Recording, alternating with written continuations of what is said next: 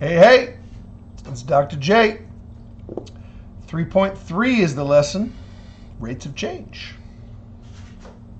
So we've been talking a lot about functions and graphs of functions and different ways of describing functions. Today we're going to focus specifically on how a function is changing. In particular, we're going to define what's called the average rate of change.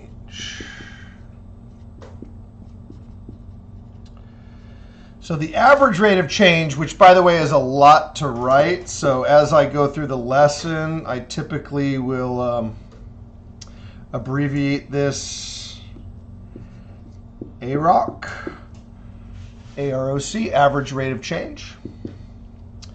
And the average rate of change is defined as the change in output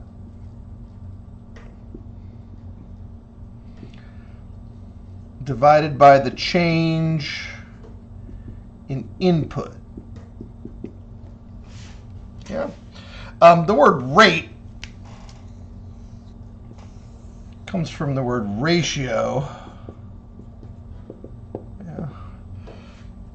So a rate is a ratio which measures two different quantities. Yeah. So one quantity is the output, the other quantity is the input. The symbol for change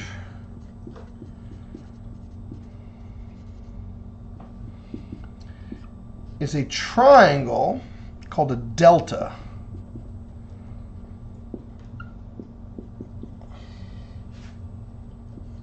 It's the Greek letter D. Yeah, it looks like a triangle. It's a delta. So the abbreviation for average rate of change that I will often use is AROC. And I'll say change in output, that's Y, change in output, divided by change in input. You see what I'm doing? Immediately I'm abbreviating everything so that we don't have to write change in output, change in input all the time. We have a much nicer way of representing our change in output. If you like formulas, which we might often use formulas,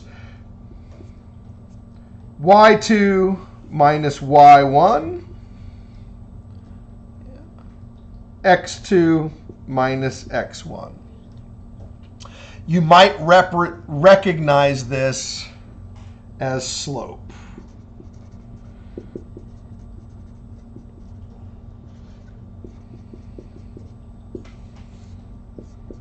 That's exactly the same formula as slope. Now, why is that? Well, that's because a linear function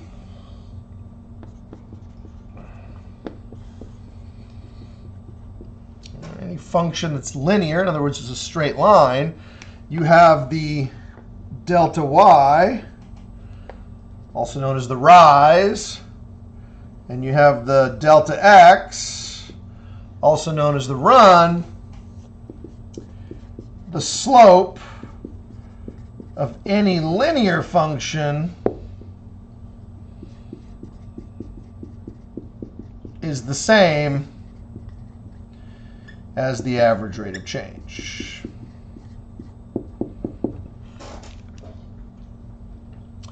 So this definition for a linear function is no different than the slope. It is exactly the same as the slope. So you have delta y divided by delta x. Well, if this were a beginning algebra class where the only thing we were studying was linear functions, or at least that would be the primary focus of a beginning algebra class, I would have just stopped there and I wouldn't even bother going any further. I would just say, memorize the formula for slope, and I want you to know how to find the slope, and then that would be another story. But we're going to be talking about functions that are nonlinear. Yeah. This formula is quadratic, or this graph is quadratic. Looks like a U-shaped parabola graph. So this is where the average rate of change really gets its name, because you think about this delta y and delta x, right? I mean, it's a line, so if I move my focus, suppose I go over here and I do the delta y and the delta x in a different location, it doesn't matter, yeah? The slope of a linear function is constant. So the slope is always the same thing. It doesn't matter whether you're measuring it here or whether you're measuring it down here, or you could follow this line way down here into negative infinity, and the slope is always going to be the same, right? You can think of them like steps along a line. But that's not true in a quadratic function. Think about it for a minute, What if I do the slope here? So this is your average rate of change. You have the delta y, you have your delta x. Well, this is going to give you one value, but if I were to say, how about here?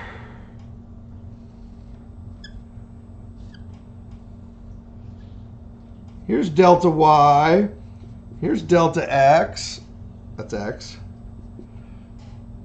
So this is now the AROC.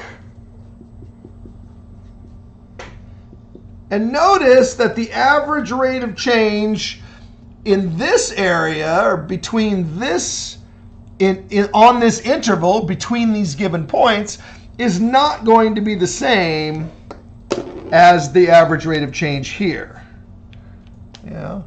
So the average rate of change is not the same for all points. In other words, the average rate of change is what we call dependent. Yeah? If you do the average rate of change over here, you're going to get a different number than if you do the average rate of change in a different place.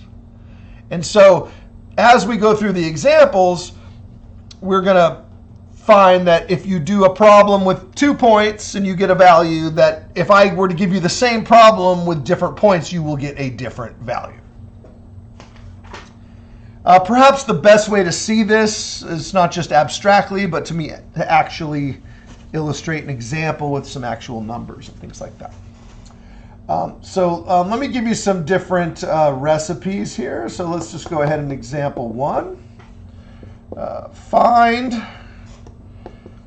the average rate of change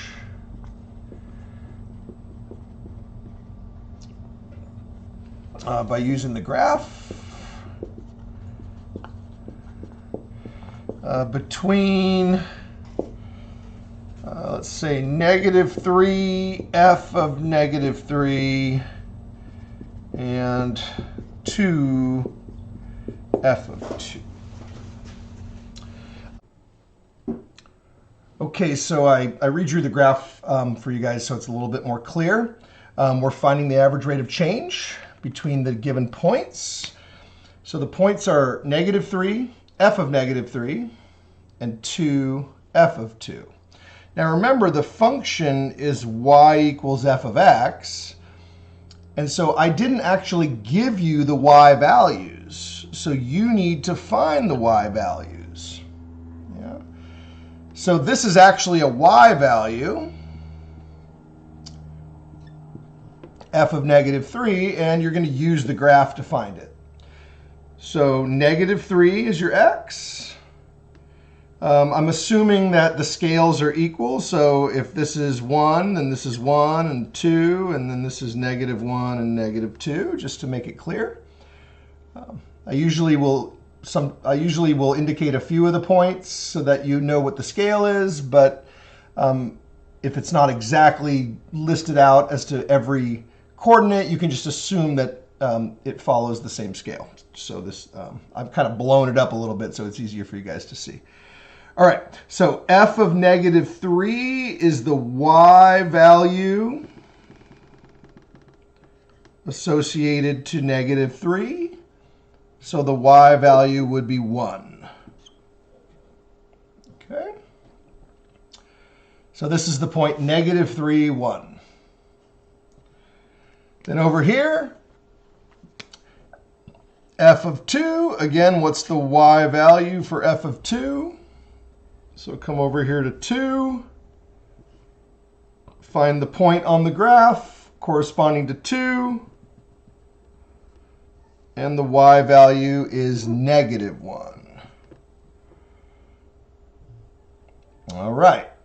At this point, you don't need the graph anymore. So you're going to use the graph, find the points, and now we can put the graph away.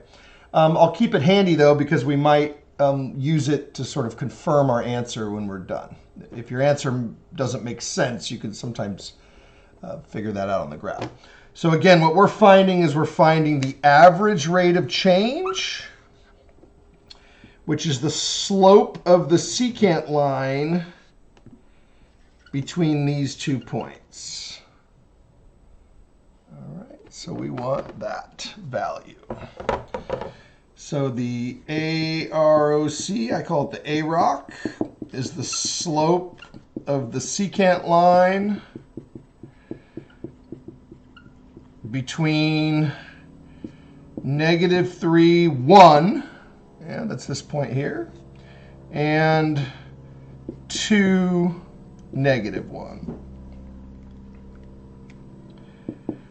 All right, and you're going to use the same formula that we've learned in the past for slope. So it's x1, y1, x2, y2. All right, and remember, the subscripts aren't that important. You could just call them x and y. I probably will mention this more and more as we move along if I haven't already made this clear. The problem with just using x's and y's is it's hard to tell which x and which y you're talking about, right? So if you say x, well, which x are you talking about? So the subscripts are just there to get the ball rolling, to get the process started.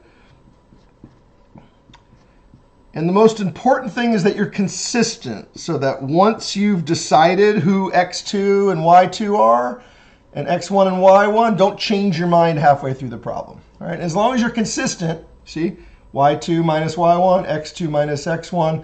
If I accidentally, switch the order, y1 first and then y2, that would be okay, but then I would have to also switch the order in the denominator. I don't recommend doing that. Just do it the same way every time, and you'll be a lot better off. I'm getting low on space here, so I'm going to move over here. So I've got, now I like to use parentheses. I might not need all these parentheses, but it's better to have them than not to have them. All right, so I got y2 is -1, y1 is 1, x2 is 2, and x1 is -3.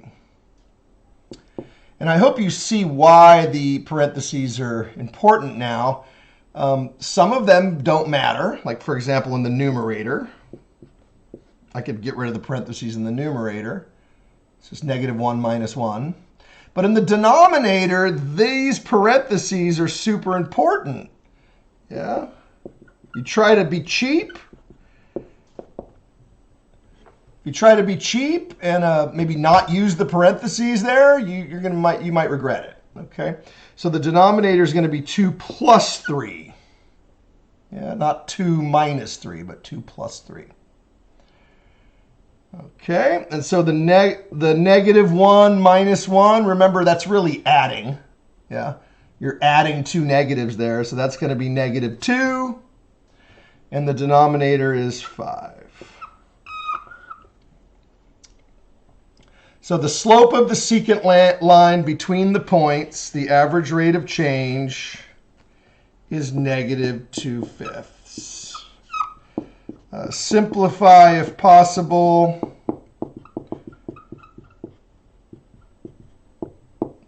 There might be some more examples in this lesson where we have to simplify that. In this case, -2/5 cannot be simplified. As a decimal, it would be -0.4, right? Remember, 1/5 is 0.2. Just an easy way to remember that. It's like 20 cents. Yeah, 0.2, 20 cents, a fifth of a dollar. So that means 2/5 is 0.4, 0.4, so it would be -0.4. I mean, if you like decimals, I typically leave my answers as fractions unless there's some instruction to use decimals, or perhaps, if we ever get to some application problem, or we're talking about some actual quantity, it might be nice to have it as a decimal. So if you like that, you can have it that way too. All right, so that is the slope of the secant line between the points. Before I move on to example 2, let's go ahead and confirm that this makes sense. Does it make sense? Let's see. So checking our answer. All right, it's nice to see if this makes any sense. Well, first of all, look at what direction it's going. Yeah, negative. Does that make sense? Yeah, look what direction it's going. From left to right, you always read a graph from left to right, so that is going down. Yes, good. All right. So if you make a mistake down here, yeah, -2/5 is our answer. If you make a mistake in your calculation and then you just click submit, or you just move on and it's marking it wrong, you're like, why is it marking it wrong? The most common mistake, and you probably have experienced this yourself, is you do all the formula correctly, but you just make one negative sign error or something like that. So remember, if the slope is going down and to the right, that's called decreasing, just like with the linear functions, then it should be negative. Okay. And then if you really want to be absolutely sure, I'll show you another way to check it. So, I mean, so far it makes sense that it's negative, but I don't know that 2/5 is correct. So you've got to draw a triangle. Remember, slope comes from a ratio of a triangle. Yeah. And then you just want to look at the lengths of these sides. All right. So how long is this side here? This side is 2, yeah? It's going down 2. Let me draw the arrow like this. And again, I always read from left to right. So it's going down 2. That makes sense, yeah? And then let's see how far over it's going. It's going from -3. Remember, I've blown up my graph here, so if you're looking closely on the grid, on my grid, every 2 boxes is 1 unit. And that's so that I can do halves. Sometimes we might need to do, half points. All right, and then see if that makes sense. 1, 2, 3, 4, 5. So it's going right 5 units. Yeah, and then down 2 units. Yeah, so down. That's the numerator, down 2, and then right 5. So it makes sense. Okay. All right. So let's go ahead and move on to example 2.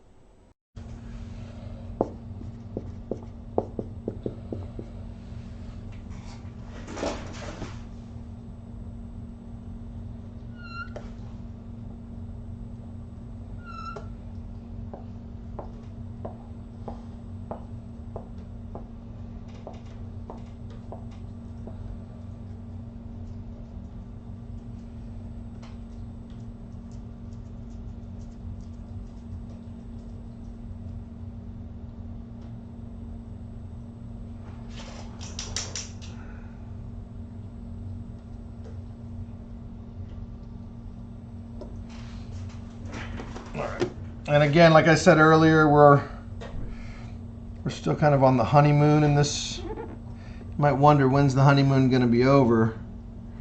Very soon.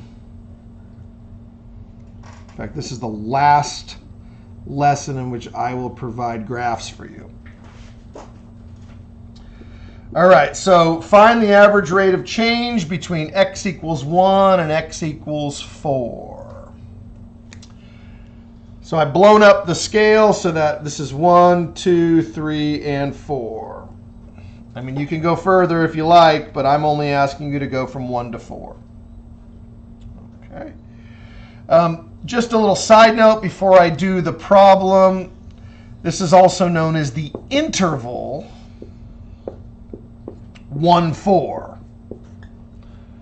So sometimes I will say between 1 and 4, tomato. Other times I will say the interval 1/4, tomato. The same thing, different way of saying it. So find 1 and find 4, and then draw the secant line between 1 and 4. So there's your secant line. You don't really have to draw it if you don't want to. You can just imagine there's a line connecting them, but I just think it's easier if you draw the line. You know? It really doesn't matter what happens beyond the 1 and the 4, so we often truncate it, you know. We often do this because none of the other points matter. All that matters is between 1 and 4.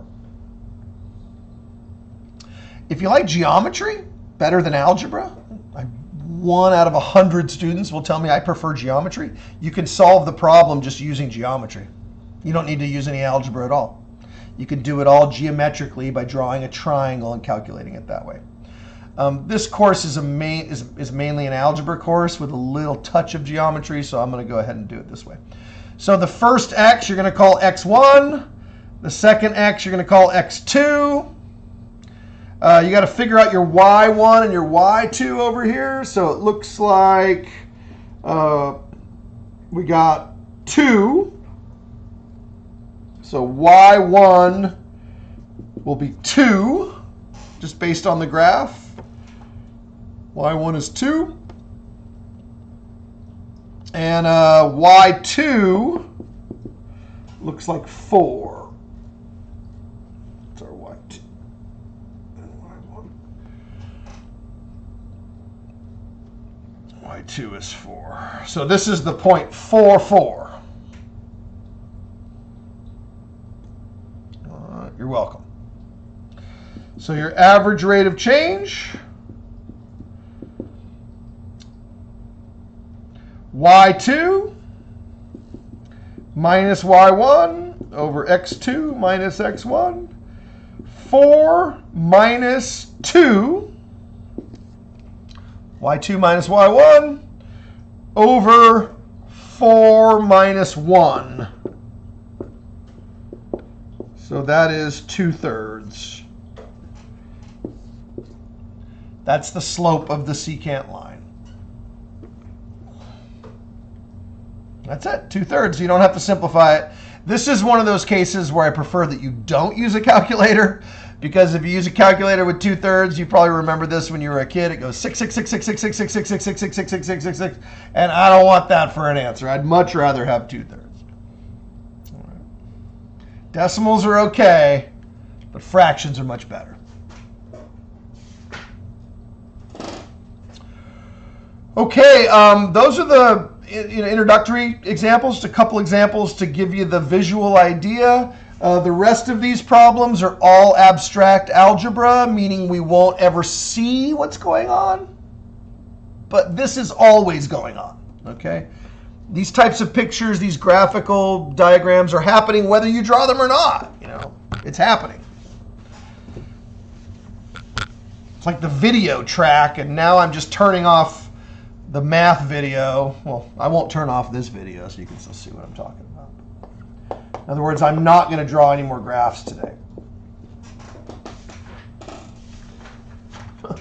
Slow down, Dr. J. I'm not going to draw any more graphs yet. There are definitely more graphs coming, so take me literally. All right, find the average rate of change.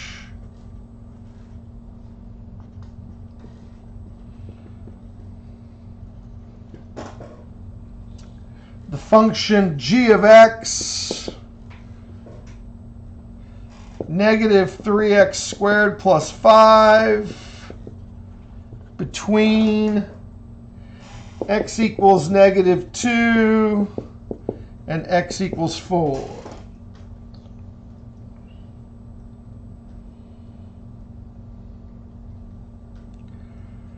Okay, so remember, I keep reminding you of this. G is just another name for f. It's just another function. It's just called g. I actually recommend just getting rid of the function. Whenever I see a function notation, it's easier just in practice to just call that y. And then you have a much easier time figuring out what your values are. So, and then you should label these x1 and x2. All right, you should label. I'm not going to do the labeling for you. I'm just going to say x and x. Yeah. But you need to know they're not the same x. So let's call one of them x1. Let's call the other one x2. So let's do y1. y1 is negative 3 times negative 2 squared plus 5. Make sure you do your exponents first.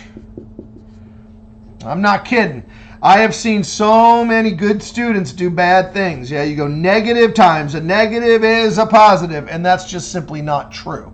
Yeah, this is negative 2 squared, which is 4, and then negative 3 times 4 is negative 12.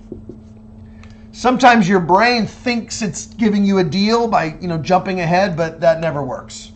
All right, if you try to jump from here to here and you get positive 12, you've just taken the bait. So there's my y1. For my y2, I got negative 3 times 4 squared plus 5. Make sure you do the exponent first, so you get 16.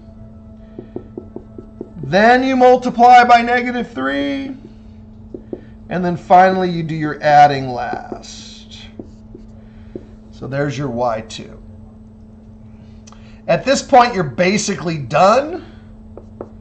Your average rate of change is equal to negative 43 minus negative 7. Be really careful with negative signs. You are going to get so sick of me saying that. But you know what? If it wasn't something that happened all the time, I wouldn't be saying it. And then x2 is 4, and x1 is negative 2. Again, be careful. I already know where your mistakes will be, right there. Right there. That's why I say it every time. All right, so you got negative 43 plus 7, so that's negative 36. Yeah, you're adding. And then this is 4 minus negative 2, which really means 4 plus 2, so that's 6. And so your average rate of change is negative 6. And there you go.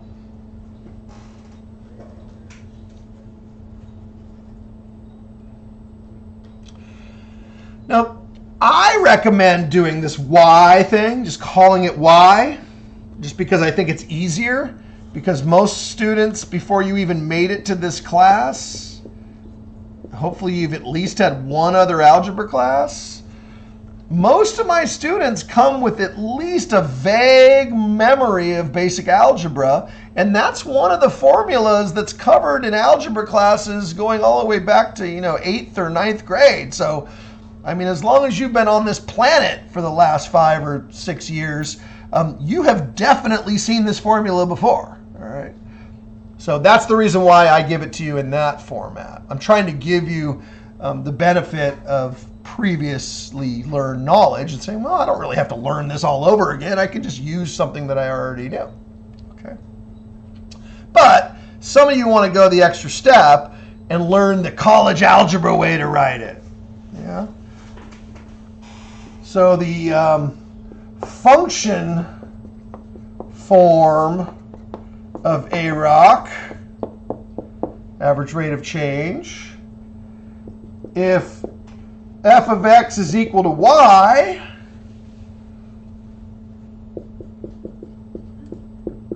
so you have a function, which by the way doesn't have to be called f, just when I say the word function, I usually follow it up with the letter f, is f of x2 minus f of x1 divided by x2 minus x1. Yeah. Notice that that is just the advanced or the functional form of the formula that you already knew from the first time you ever took an algebra course. And I hate to break it to you if I'm the first one to say this, but there's not really very many new things in math, right? It's been the same since you were 12. It's the same thing. We're just revisiting it and, drudging up old unresolved issues. Math is not going to change for you. You have to change for math. So let's start off with a function. Let f of x be 4x minus 3. Find the average rate of change on the interval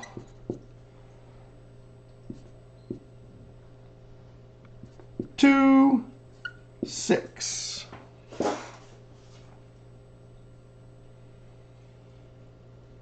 So now I'm just saying tomato instead of tomato. Yeah. Basically, what am I saying when I say the interval? I'm saying between 2 and 6. Yeah, that's what I'm saying.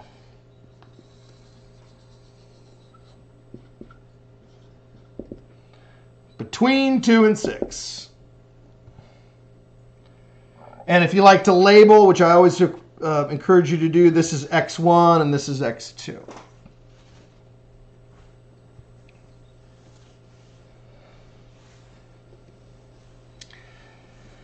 So, a rock, f of x2 minus f of x1 over x2 minus x1. So that's f of 6 minus f of 2 over 6 minus 2.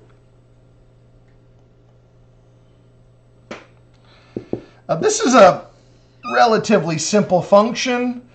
So let me just kind of off here to the side do the values, and then I'll just put the answers up here. So f of 6 is 4 times 6 minus 3, which is 21. So 21 goes there. And then f of 2, this is my scratch work. F of 2 is 4 times 2 minus 3, which is 5. That's my scratch work there. And then the denominator, 6 minus 2, is just 4. So this equals 16 divided by 4, which is 4. Do you notice something? You see what I see? It's just slope. All right. So I guess if you really want to be the life of the party, you can tell all your friends, you didn't have to do all that work. If you pay attention to the definition, this is a linear function. When I ask you for the average rate of change, you could have skipped all of this work and just said that the answer is 4. And yes, that is definitely on the test.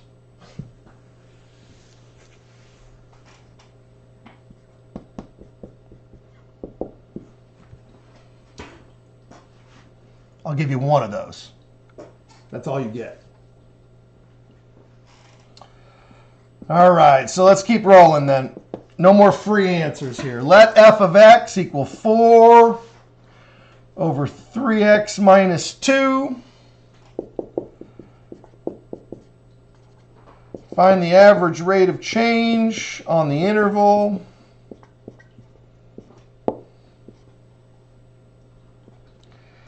I don't know. Let's do -1 and 4.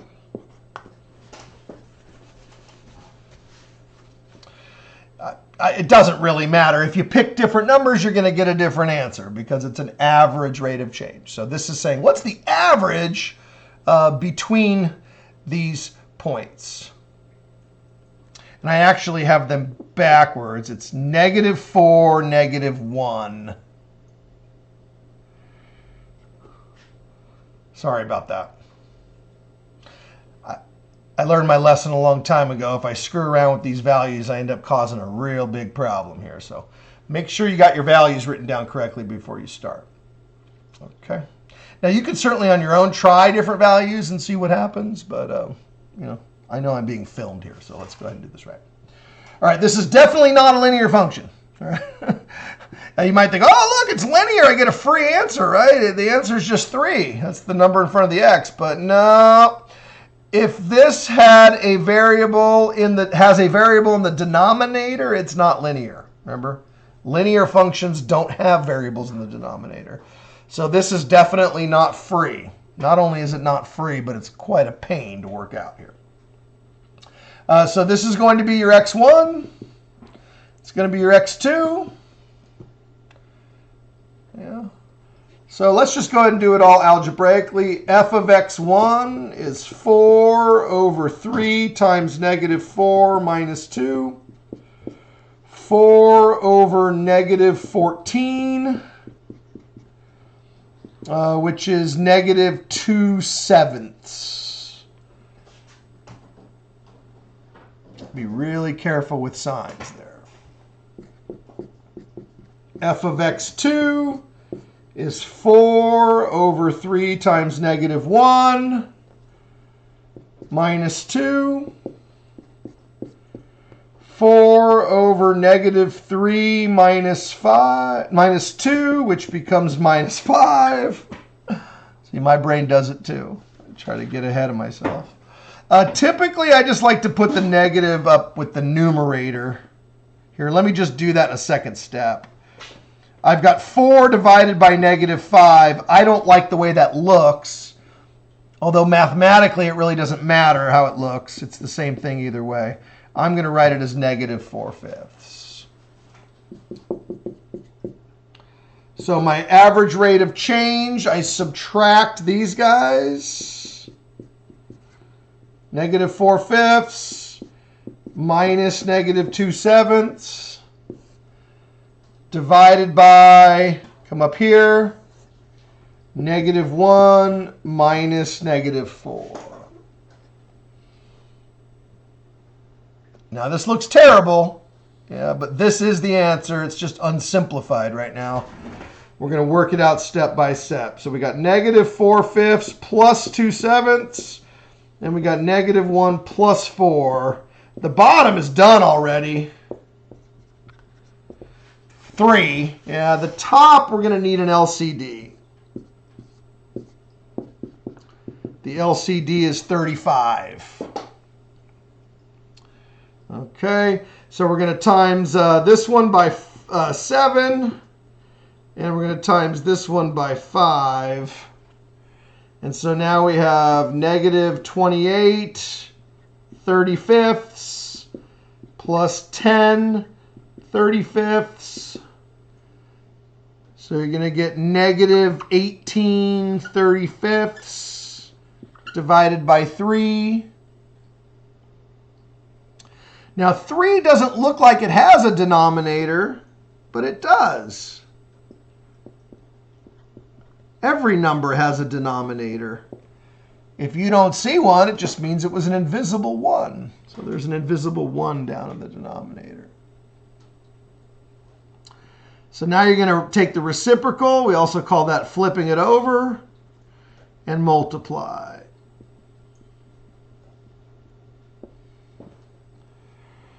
So finally, our answer will be -18 35ths times 1/3.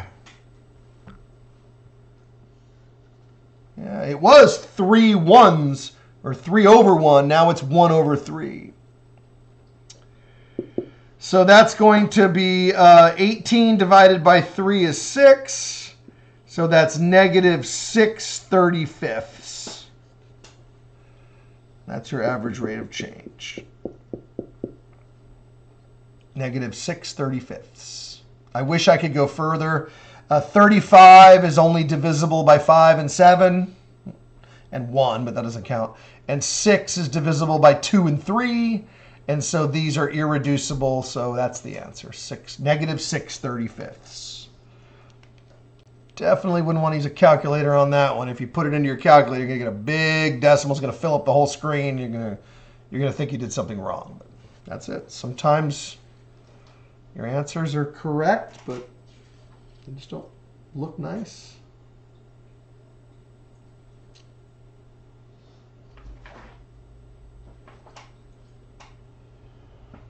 All right. I don't have much else to say about that.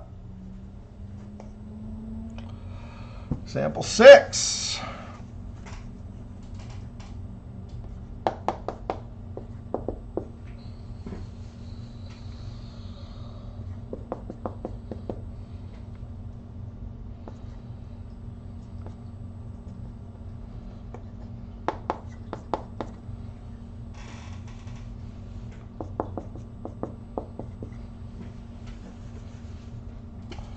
So we have a quadratic function. Find the average rate of change on the interval -2 and 1.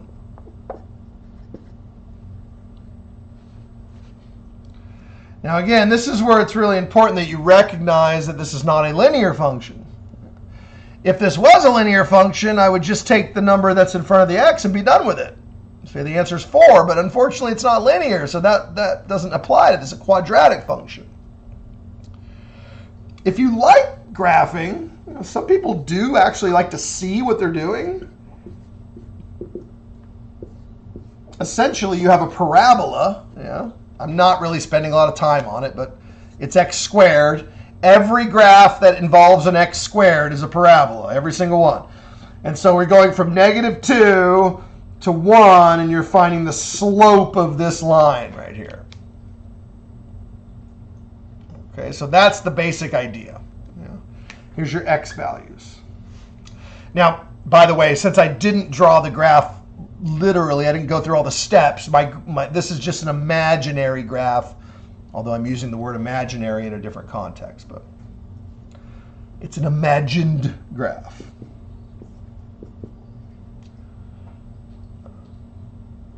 x1 and x2. Plug them in. F of x1, -2. 2 squared plus 4 times -2 minus 8. I feel like we've done this before.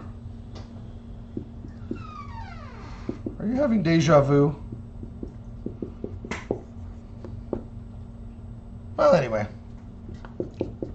It's good to see the same problem more than once.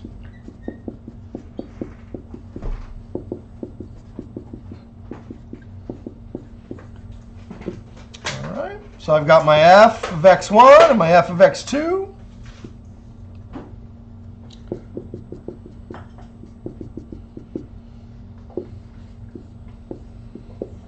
All right, and then I got my x1 and my x2. So put it into the recipe.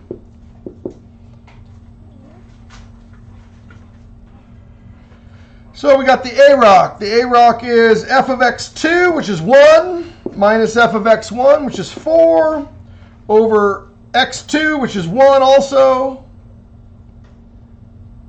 minus -2. So the only thing I have to do is be careful with the sign here. I've got -3 divided by +3, and so the slope is -1. And now you can see in your line here, the slope of the secant line is -1. It kind of makes sense, like if you look at the picture here. So this was -2, and this was +1, and I found the slope between those 2 points, and the answer came out to be -1.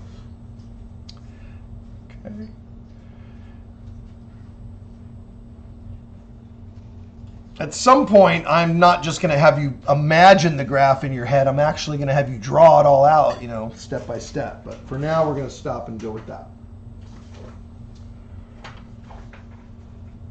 Okay, so that's it for the numerical examples. Numerical meaning I give you numbers and you give me back a number as the answer.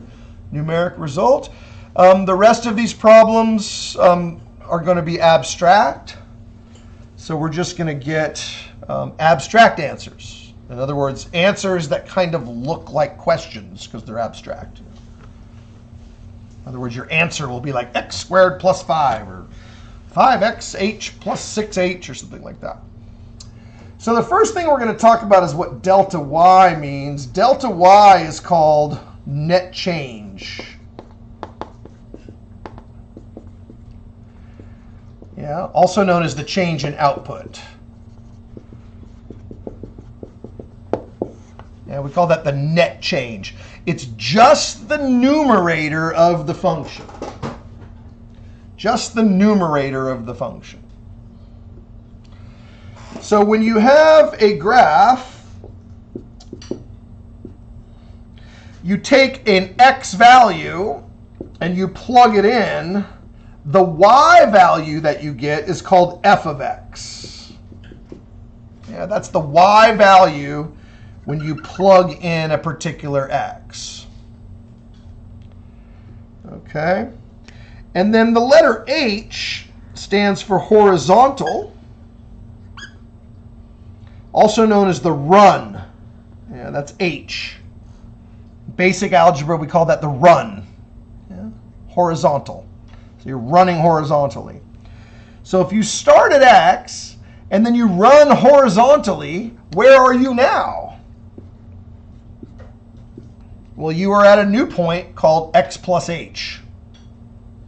Starting at x and then running h units. So now you're at x plus h. And that produces a new point called, well, what do you think we should call it? If this is called f of x, well, then this should be called f of x plus h. Right? Seems obvious. It is what it is, right?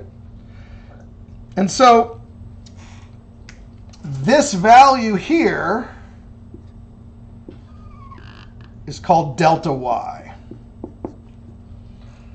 That is equal to only the change between f of x and f of x plus h.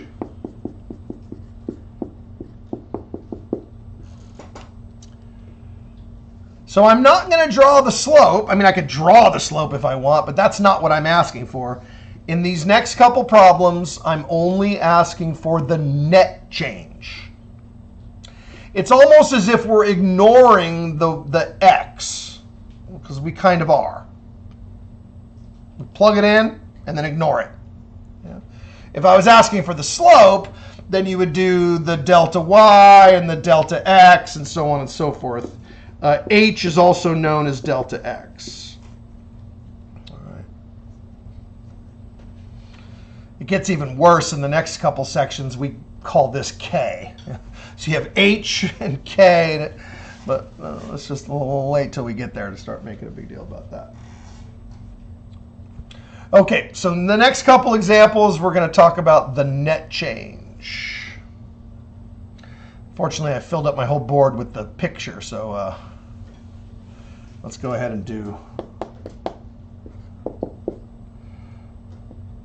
find the net change.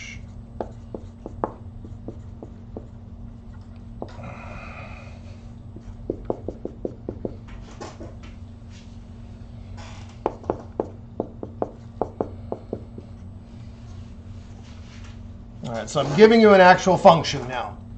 Find the net change. So I like to do this in steps. First, we're going to do f of x plus h.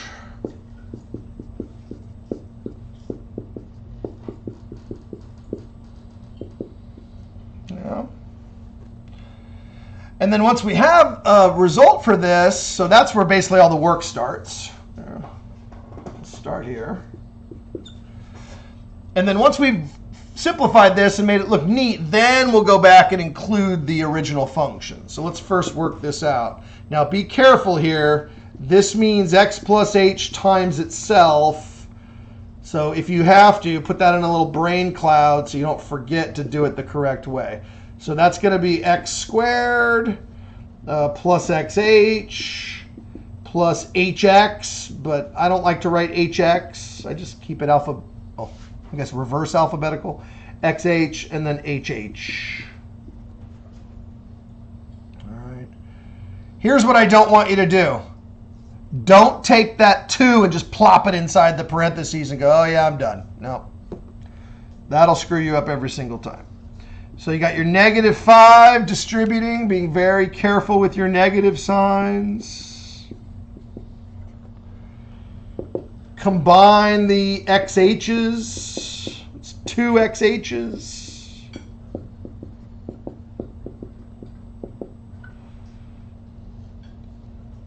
Now you're going to go back and combine these together.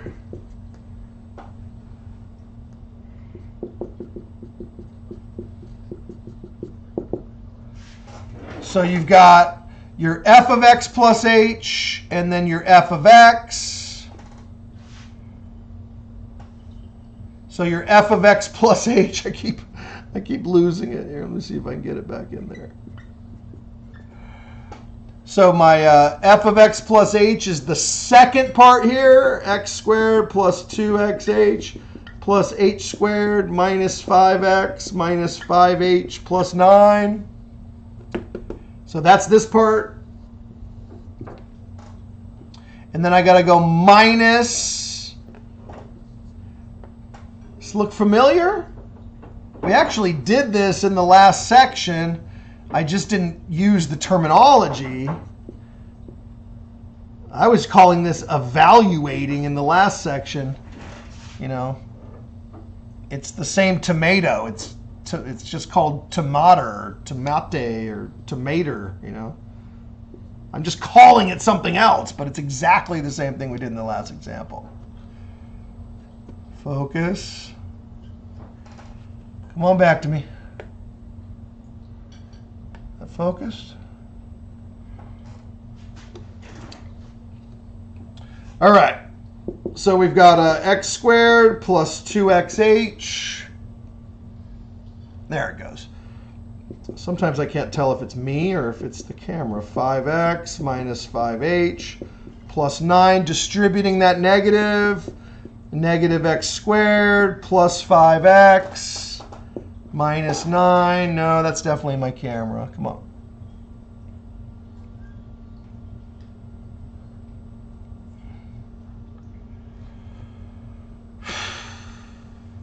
Focus. I guess it's not too bad. I can keep going, right? So we got positive 9, negative 9. These are going to cancel. We got negative 5x, we got positive 5x, those are going to cancel. We've got x squared, we got negative x squared, those are going to cancel. I'll give you a little hint. Everybody that does not have the letter h will cancel. That's how you'll know you did it right on the test, or at least, I don't know if it'll guarantee that you got it right, but it certainly guarantees if you get it wrong. If your final answer has any terms without an h, then it's definitely wrong. So you can give it the incorrect test. If you want to know whether it's absolutely correct, well, you just have to do it correctly. But you know, so I'll give you sort of a semi-safety net. It's not a full safety net. So that is your net change.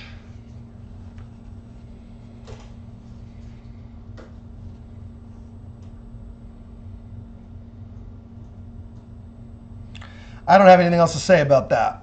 I did mention earlier that your answer looks like another problem, doesn't it? Yeah. It's abstract. So this is the answer, but it just looks like a new equation.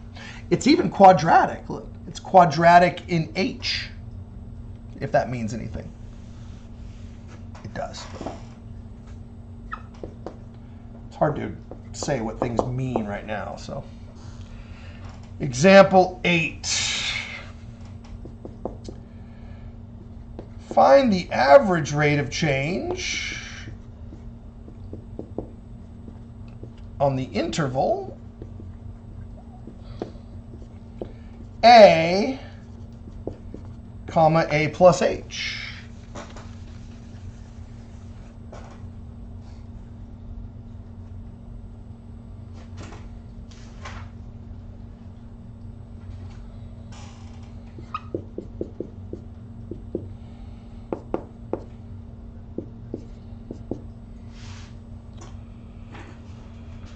All right, find the average rate of change on the interval A, comma, A plus H. Again, this is going to be abstract. So the answer is going to be another equation. It's just going to look like an algebraic equation. It's not going to be a number. You can kind of tell, right? If I give you numbers, well, then your answer is numbers. If I give you a bunch of variables, well, then your answer is going to be a bunch of variables. In fact, it'll be the same variables that I gave you. All right, let's go back to the definition. The average rate of change is delta y over delta x. Delta y is called the net change. We just talked about that. That's f of a plus h minus f of a. Notice x is now a.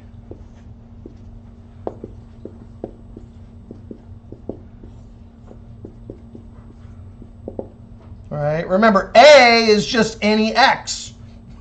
So I can use the letter X or I can use the letter A. Yeah. I'm using the letter A instead of X. Delta X is also known as the run. All right, remember what the run was? The run was just H. Yeah, that's the difference. If you like to see it, I'll do another cloud over here. That's A plus H minus A. Yeah. X2 minus X1. The A's will cancel, and you're just going to get H in the denominator. That's your delta X formula. The delta Y formula I've already explained in the last example. It's f of A plus H, where A is X, and minus f of A. All right, I like to do this in steps. Step 1, do f of A. That'll be a squared minus 6a. That's easy. Step 1 is always relatively easy. Step 2 is a little harder. In step 2, you're going to replace your x with a plus h. So this is the function you're using over in these steps over here. So you have a plus h squared minus 6a plus h.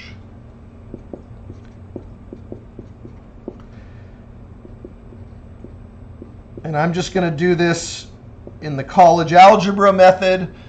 A plus h squared. The best thing you can do in chapter 3 is just to memorize that because it's going to happen a lot. A plus h squared is a squared plus 2ah. It's those middle terms combining plus h squared. And then don't forget to distribute. And if that is a negative, you need to be really careful with the signs. Okay, and now we're just going to do a little match game here. This guy's going to go right here. Maybe I'll use the same shape.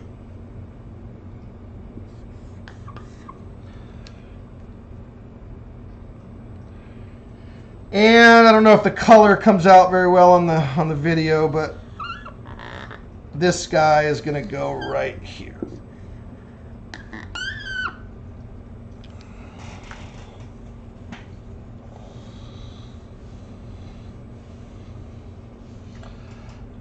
So the average rate of change is equal to, I know I'm working up. It's because I got to the bottom of my board.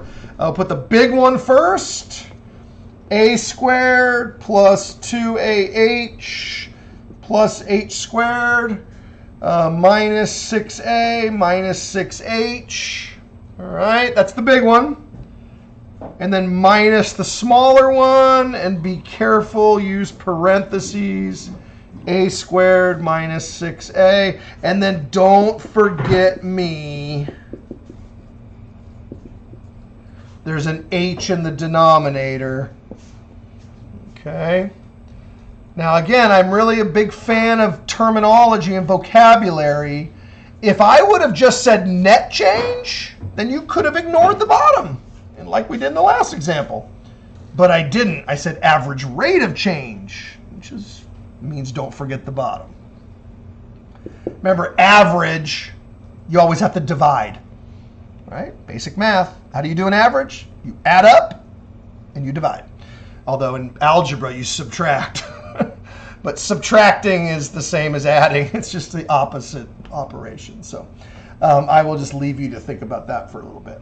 So a squared plus 2ah plus h squared minus 6a minus 6h minus a squared plus 6a, all divided by h.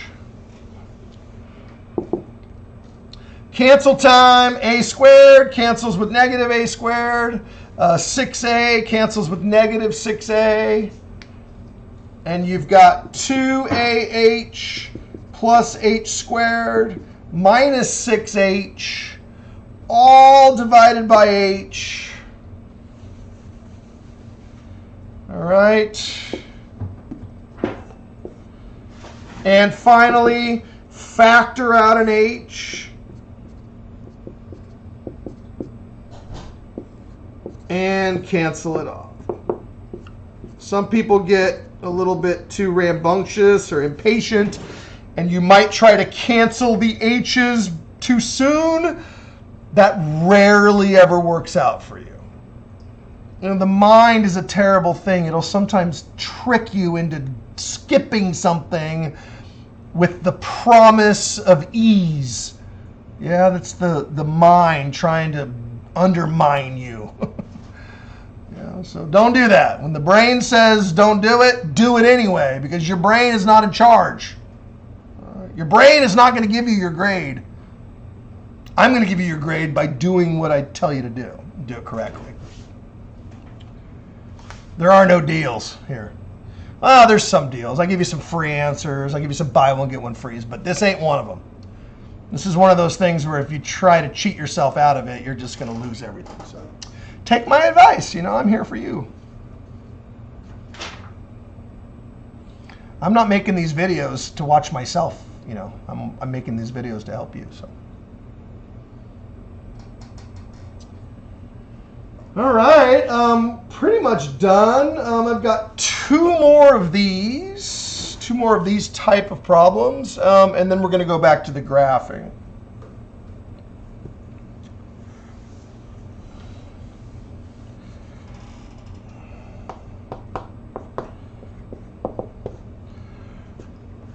So let's go ahead and start with a function like, I don't know, how about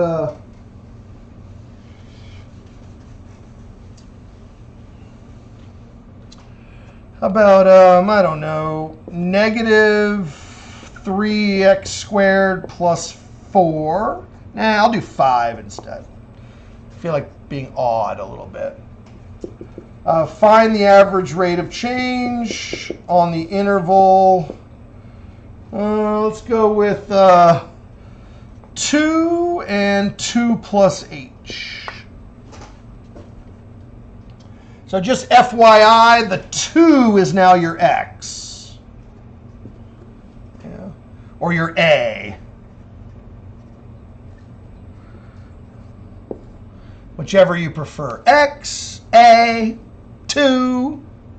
I don't care. Just a number. But if you like to match up, you know, tracking the different steps and things like that, this 2 is acting like the x or the a was in the last example. So we'll go ahead and do it in steps. Let's first figure out what f of 2 is.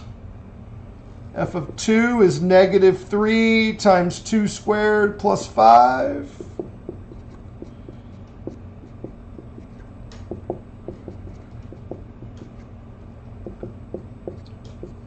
So there's your f of 2. All right, let's do f of 2 plus h. So that's going to be negative 3 times 2 plus h squared, and then plus 5. Be really careful. Make sure you do the foiling or the product. Foil, product means the same thing.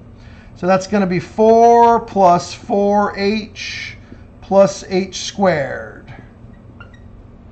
All right, and if you have to, actually do out all 4 like we did in chapter 2. All right, my hope is that at this point you've gotten good at that, you've been practicing, or you've done your work, or you learned it in another class, and you can just do that very easily.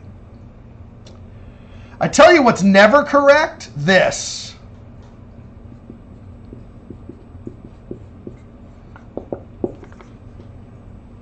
If you ever go, oh, 2 squared and h squared, and your brain is telling you that that's the way to make it easy, that is your brain trying to give you an F in this class. All right. It's funny that in math, sometimes your mind is your worst friend.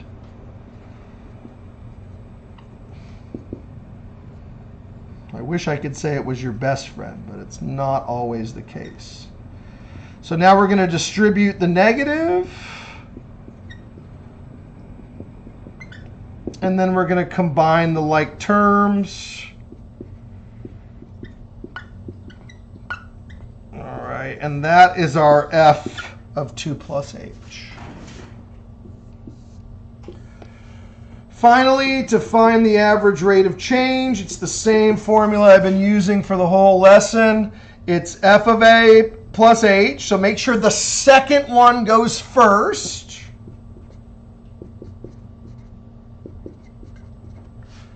Yeah, second one goes first. Minus the first goes second.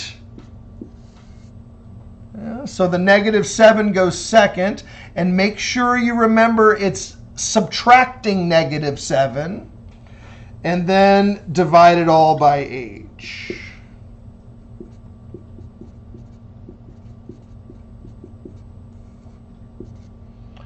Simplify this as much as possible. Negative 7 and positive 7.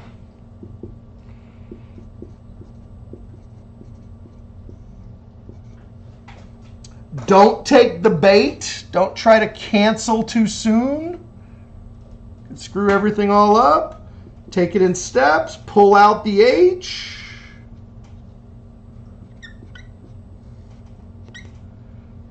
I don't know, I'm getting to the bottom of my screen there, but here, let me write it up here.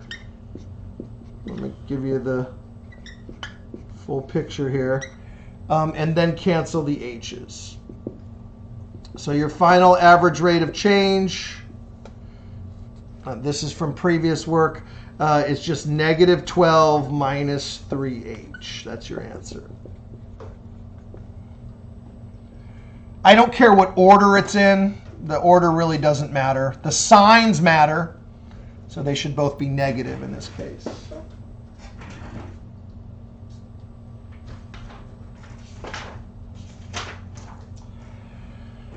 Okay, this lecture's kind of going on a bit, so I'm going to do one more, and then I'll come back with a part 2.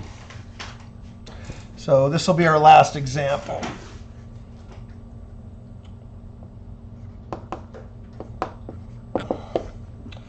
I might have lost count. This actually might be 10, but anyway. So let's go ahead and let f of x be 8x squared minus 2x plus 3. Find the average rate of change on the interval AB.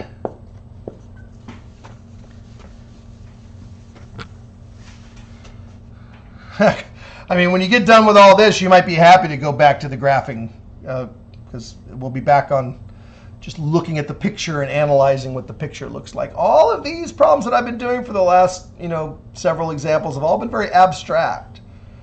So it's more about paying attention to detail than it is about seeing the picture. I hope that we can see the picture soon and we'll be able to understand what this actually means. So this is your x1 and this is your y1. So your AROC is f of b minus f of a all over b minus a. I'm just replacing x1 and x2 with b and a. So this is exactly the same formula as we saw earlier.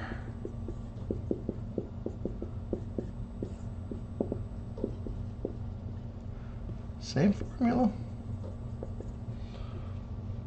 Yeah. This is x1, this is x2. One thing you should learn, and if you haven't learned it already, is you cannot be attached to letters. You can't. You memorize a formula with a particular set of letters, and then your brain gets attached to those letters and doesn't want to let go of them. It's going to cause a lot of problems because the same formulas occur over and over again, just dressed up in different letters. Letters are temporary. If you try to hang on to them, they're not going to stay with you. All right, so learn them with a particular set of letters, but then you need to let go and be able to understand that same problem using completely different letters. Okay, well, without any further ado, we should just get on with this, huh? Like, Dr. J, shut up already. It's already been an hour and 10 minutes. So we're going to first figure out what our net change is. That's the numerator, and then we'll do the denominator last, okay?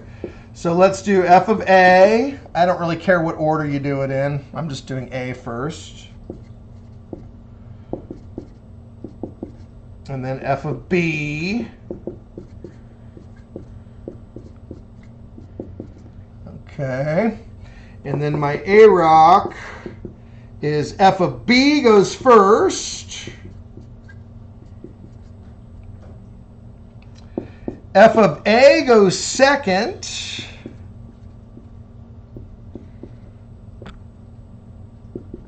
And make sure you use parentheses. If you do it like this, you think you're getting a deal, but you're not getting a deal. You're just getting an F.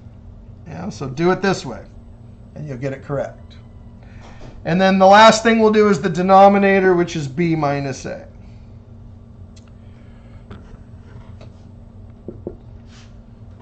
Distribute this negative sign. So you're going to get 8b squared minus 2b plus 3 minus 8a squared plus 2a minus 3 all over b minus a. And cancel as much as you possibly can, but don't expect too much on these problems. These are different letters, A and B, right? We're assuming, we assume that A is not equal to B. Because if A was equal to B, this would not even be a problem, right? We're assuming that you're going from one point to a completely different point, not, you never go from a point back to itself. That's not a thing. Okay. But what is a thing is my whiteboard, and it's not very big, so I just ran out of space. So I'm going back to the top.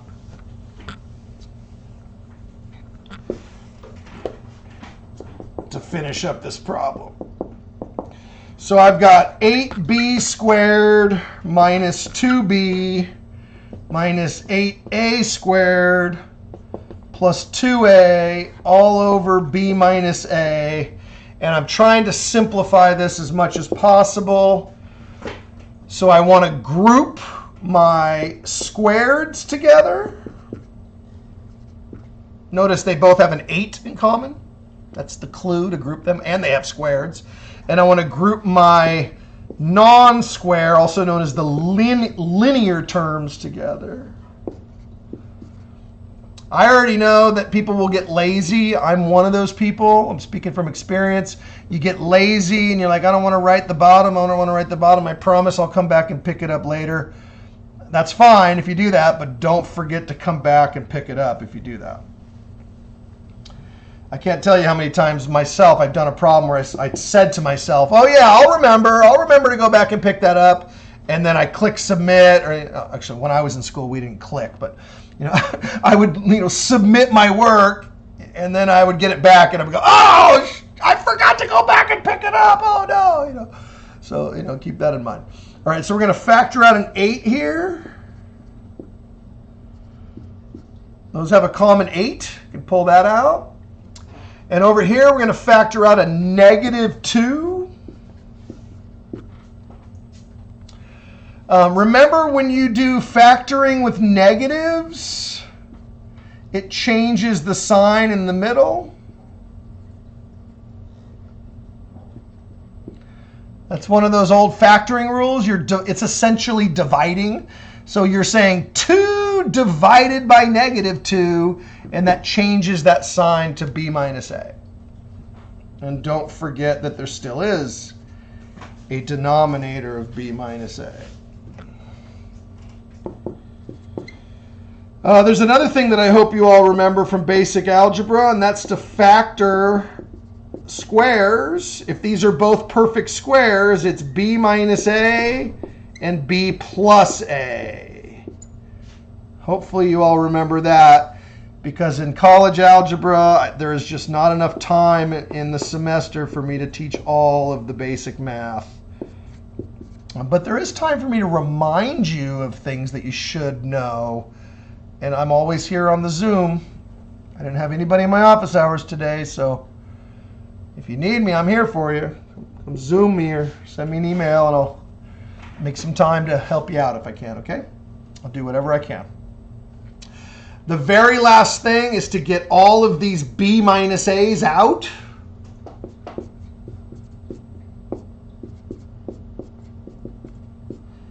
It gets messy. There's lots of parentheses here. I even like to throw in some extra parentheses on the bottom just for show. So these guys factor out. A very common misconception that I get is a student will say, well, there's a b minus a, there's another b minus a. How come you don't put 2 of them out here? And the answer is kind of a, it's because there aren't 2 of them. When you factor, factoring means that there is 1 of that copy. That's what factoring means. That's why we call it a factor. So you can have 17 of something, and when you pull it out to the front, it's only going to occur 1 time. So even though there are 2 of these, when you pull it out to the front, you do not write it twice. You do not put a squared. That factor is duplicated, and so it's only 1 occurrence. Besides, I'm killing it anyway. So b minus a is gone. All right. And the final answer is just simplifying this by removing all the parentheses. And so your final answer is 8b plus 8a minus 2, and that's your answer.